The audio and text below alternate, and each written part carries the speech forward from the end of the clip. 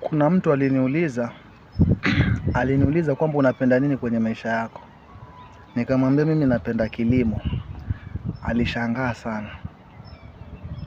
Ananiambia unapenda kilimo? Napenda ukulima. Unapenda ukulima? Sana. Anambia na una shamba? Namwambia haijalishi. Haijalishi kwamba sina shamba. Nikamwambia ukulima uko aina nyingi sana. Ukulima uko aina nyingi sana. Unaweza ukakodisha shamba. Unaweza ukawa mfugaji pia ni mkulima.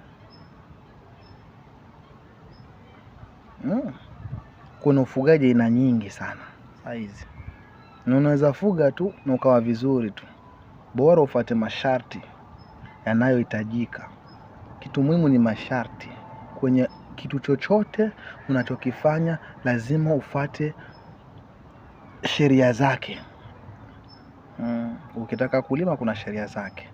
Ukitaka kufuga kuna sheria zake. Ukitaka kitu chochote kile kina sheria zake. Kwa kile unachokifanya zingatia sheria. Sheria ndio ni muhimu.